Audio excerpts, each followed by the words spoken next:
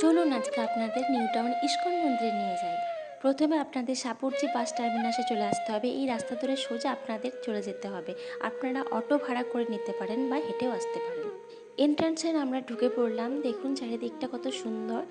এই যে এখান থেকে আপনার মহাপ্রসাদ সংগ্রহ করতে পারেন। এছাড়া দুপুরের প্রসাদ সংগ্রহের জন্য আপনাদের এই জায়গা থেকে একটি টিকিট কেটে নিতে হবে। নিউ টাউন ইস্কন মন্দিরে আসার জন্য আমরা উল্টোডাঙ্গা থেকে KB16 বাস ধরে নিয়েছিলাম। মূল মন্দিরে প্রবেশ করে ভগবানের দর্শন করলাম।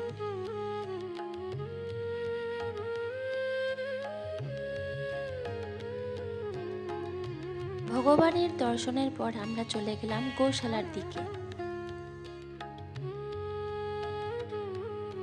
চারিদিকটা খুব সুন্দর খোলামেলা পরিবেশ, আর আকাশটা মেঘলা থাকায় খুব সুন্দর লাগছিল চারদিকটা। এবার দুপুরের প্রসাদ সংগ্রহের জন্য আমরা এগিয়ে যাচ্ছিলাম। দেখতেই পাচ্ছেন প্রসাদ সংগ্রহের জন্য লাইন। অবশেষে প্রসাদ গ্রহণ করে আমরা আবার আগের রাস্তা ধরে ফিরে গেলাম। রাধে রাধে।